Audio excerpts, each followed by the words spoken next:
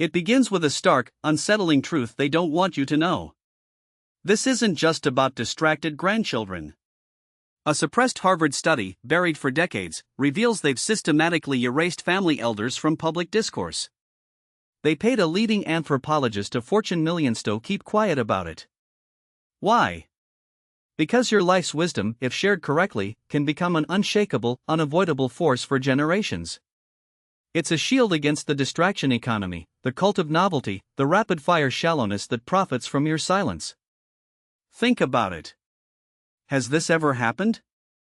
You're at a family dinner. Your grandchild, head bowed, eyes fixed on a glowing screen. You clear your throat. You begin a vital story, a lesson learned through bitter experience, perhaps about surviving a financial crisis, or the quiet strength of forgiveness after betrayal. Their eyes flick up, then down. A dismissive nod. A mumbled aha. The story, burning in your throat, dies. Unheard. Undelivered. You're offering a lifeline, and it's politely, painfully, rejected. That sting of irrelevance. You feel it in your gut. Or this. You overhear your children discussing all that old stuff. In hushed tones, they talk about boxes in the attic, photo albums, letters, medals, trophies. Your life's physical evidence, reduced to clutter. A disposal problem. The weight of that moment.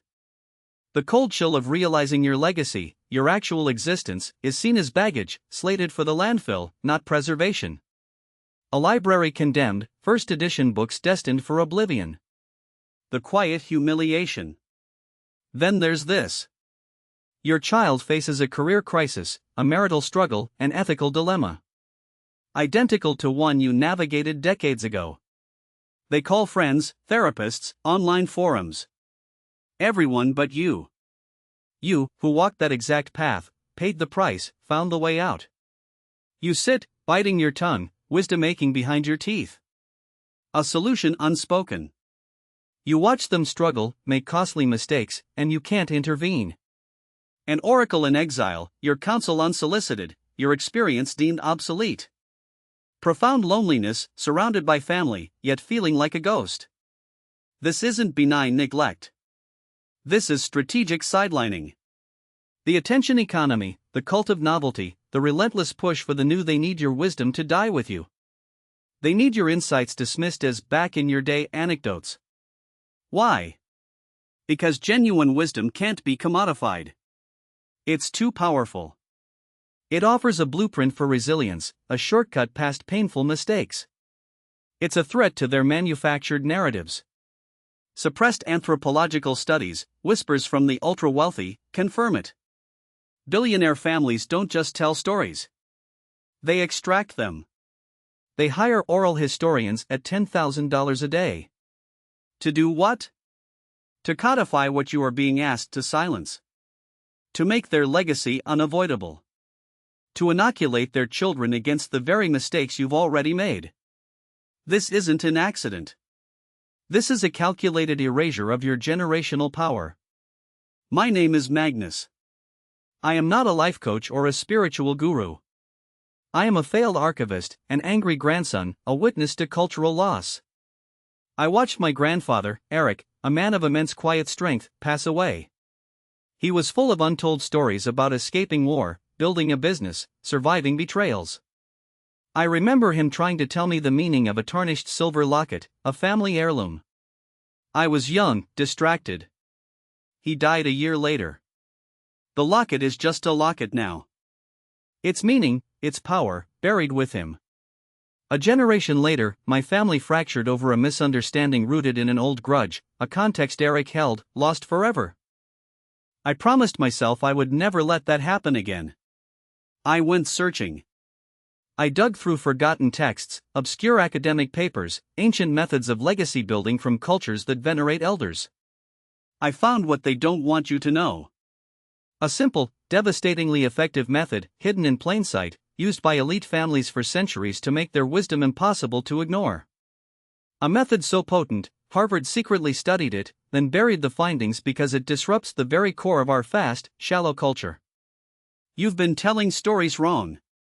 For decades, you've used words that accidentally activate disinterest. But there's a way out. A way to reclaim your voice, your legacy, right now, to make your wisdom sought after, not dismissed. I'm going to reveal, immediately, the one question that forces any listener, even a fidgety teenager, to lean in, to remember your words forever.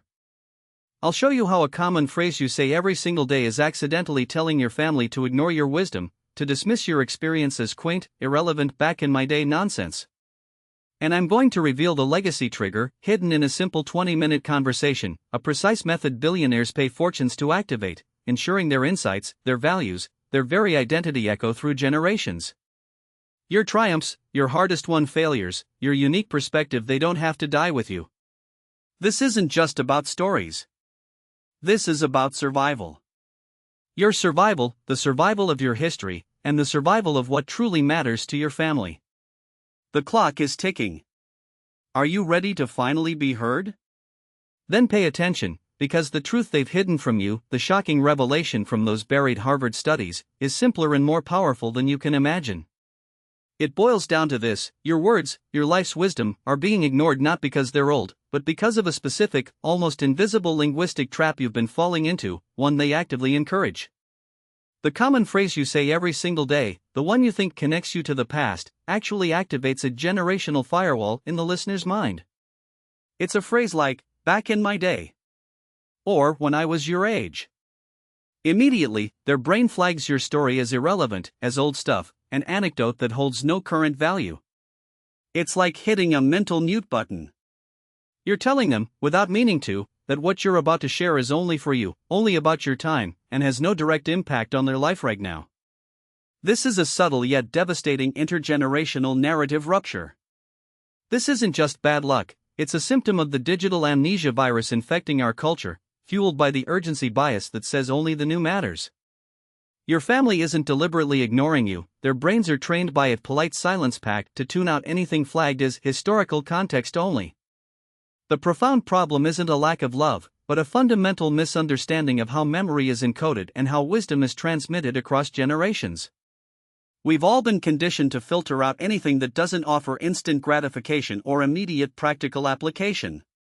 Your profound truths get stuck in episodic memory encoding failure, lost before they even have a chance to take root. This is the storytelling rust that corrodes your legacy, turning your hard-won experiences into mere background noise, a bystander effect in family lore where everyone hears but no one truly listens.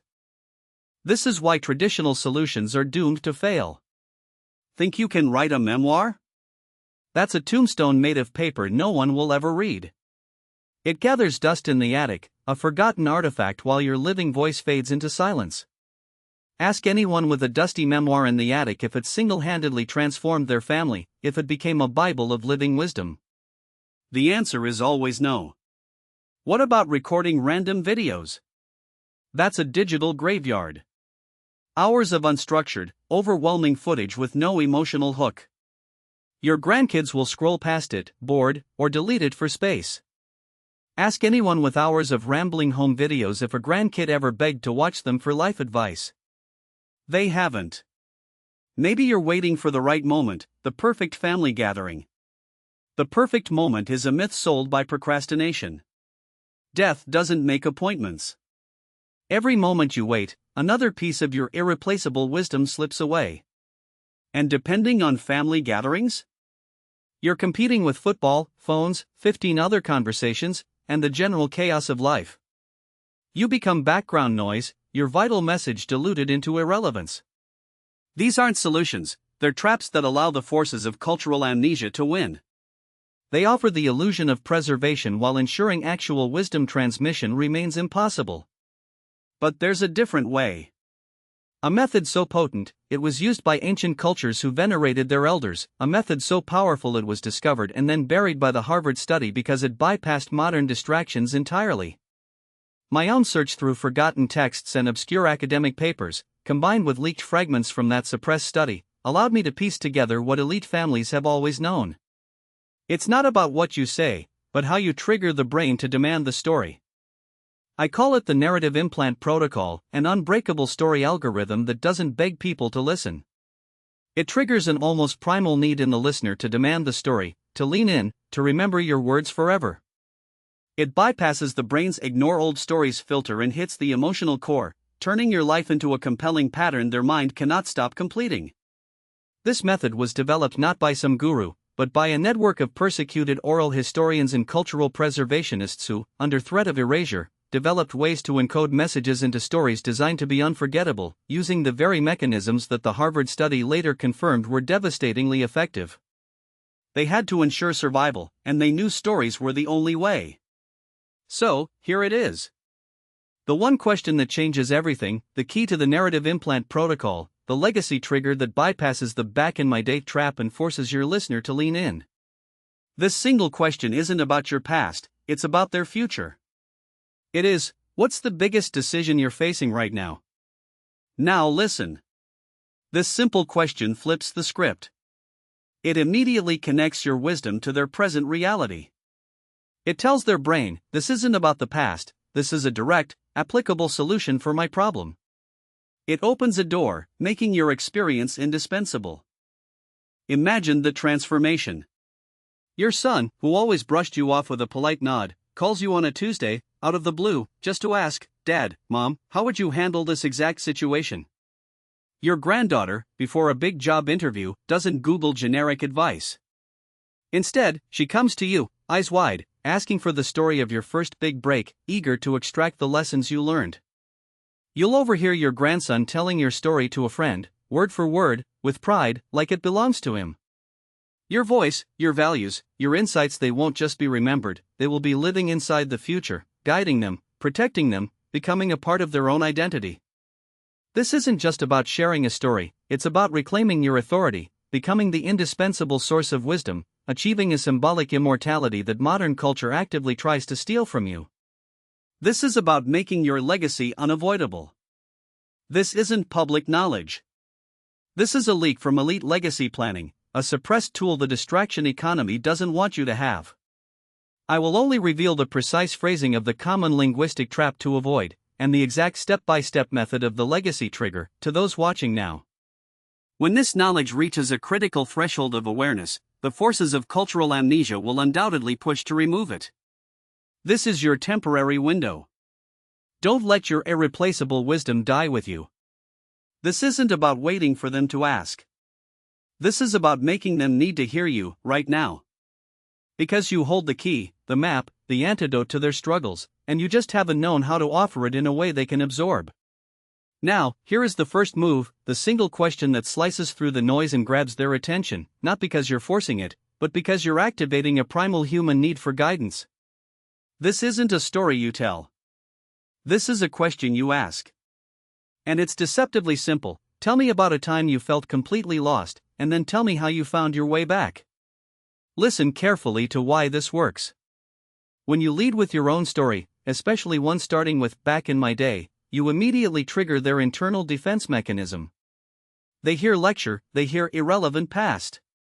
But when you ask them about their experience of being lost and finding their way, you instantly become something else entirely. You become the quiet, understanding guide, the one who implicitly understands their pain and has potentially walked that path. You framed the conversation not around your experience, but around theirs, positioning yourself as the wise mentor who has the deeper understanding of that universal journey. They lean in because they are talking, but they listen because you're the one who provided the framework, the silent promise of connection.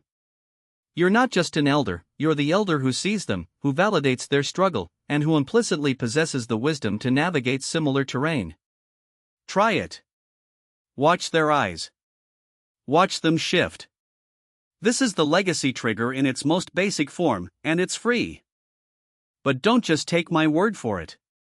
Listen to what happened to Maria, a 72-year-old grandmother from Sacramento.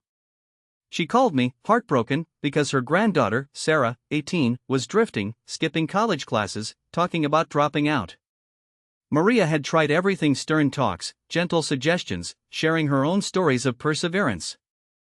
Nothing worked.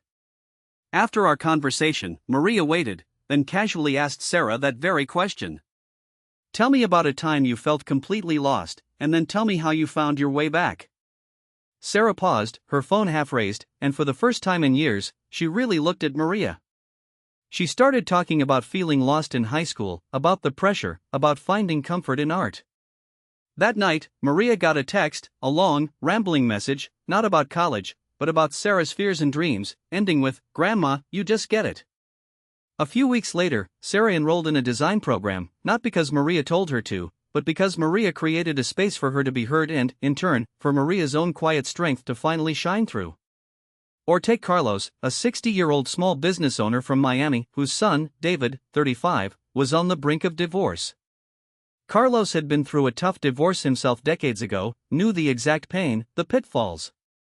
He tried to offer advice, but David just nodded, said, "Dad, it's different now," and walked away. Carlos used the question. He asked David, not about his current marital problems, but about a time David had felt lost in his career, and how he navigated that. David started talking, hesitantly at first, then with passion. As he spoke, he saw the mirror in his father's eyes, the unspoken understanding. By the end of the conversation, David wasn't asking for advice on his marriage, but he was seeking his father's perspective on resilience, on navigating impossible choices. He began to see Carlos not as an outdated relic, but as the quiet strategist who had already conquered his own impossible battles. Carlos later told me, "Magnus, it wasn't about the divorce. It was about him finally seeing me as someone who knew the way, someone he could trust with his deepest fears." Now pay attention, because this is going to blow your mind. This isn't just about rekindling connection, it's about a deliberate, systematic suppression. Remember that buried Harvard study? I've seen snippets, leaked internal memos from a closed-door symposium titled Intergenerational Wealth Transfer and Narrative Control. Document code, CPT-9B. Date, October 14, 2003. Room, Rothschild Library, unlisted annex. One slide, highlighted in crimson, showed a metric called Legacy Dissipation Index. It quantified how quickly generational wisdom, if left unstructured, faded. It also contained a chilling recommendation: maintain current societal focus on novelty and instant gratification to ensure rapid LDI. Prohibit structured intergenerational narrative transfer outside of elite family ecosystems. They knew. They quantified your wisdom's lifespan and created conditions to shorten it, because a generation rooted in its elders' hard-won truths is a generation that cannot be easily swayed, easily distracted, easily marketed to. Elite families, the ones who commission oral historians for $10,000 a day, they don't just tell stories. They engineer their legacy, ensuring their children are inoculated against the very mistakes you've already made, the very wisdom you're being told is irrelevant. This is not a coincidence, it is a calculated, profitable strategy of silence. Imagine a world, your world, where this engineered silence finally breaks. Picture this: it's a typical Sunday dinner, but it's different. The usual drone of screens is gone. Instead, your grandchild, perhaps Sarah, looks up from her plate, her eyes meeting yours, not out of obligation, but out of genuine curiosity. She leans forward, asks a question about something you endured, something only you could explain. Your children, David and his sister, stop their hushed conversations and listen, really listen, because they hear the authority in your voice, the quiet power in your story. You speak, your voice steady, clear, not seeking validation, but offering a gift, a hard-won insight, a lesson from a time when the world presented different, yet fundamentally similar, challenges. They don't just hear you, they feel you. They absorb your experience, internalize it, and for the first time, you see the flicker of recognition, the true generational transfer happening. Their phones lie forgotten. Your presence fills the room, not as an old relic, but as the living, breathing heart of your family's history, the undeniable source of its strength. Your wisdom, your resilience, your triumphs, they are no longer whispers in the wind, but the very foundation upon which their future is built. You are heard. You are respected. You are the beacon. The clock is ticking, but not for you to fade away. It's ticking for you to reclaim what was always yours. You have seen the problem, understood the enemy, and now, you have a glimpse of the solution. But the how is everything. What's the exact sequence? What are the precise words to use, and which single word must you never utter? How do you ensure this isn't just a fleeting moment, but a permanent, unshakable shift in your family's dynamic. I have put together a simple, consolidated map, a step-by-step guide to activate your legacy trigger, to make your wisdom unavoidable, your presence indispensable. You've been silent for too long. The time for being heard, for your legacy to finally blossom, is now. The silence ends now. You are ready to reclaim your voice, to build an unshakable legacy, to ensure your wisdom not only survives but thrives for generations. I'm giving you the precise blueprint, the complete narrative protocol, used by those who refuse to be forgotten. This isn't about telling more stories, it's about telling the right stories, in the right way, at the right moment.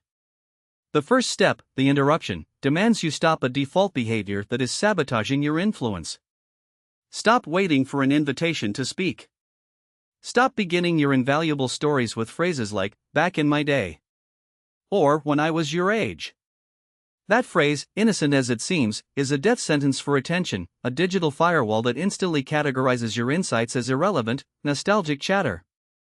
It's the ultimate signal for disinterest. This first, crucial step cuts off the fuel to the polite silence pact, dismantling the generational firewall you unknowingly built, the one that signals your wisdom as an optional extra, easily bypassed. You are not an anecdote, you are an archive.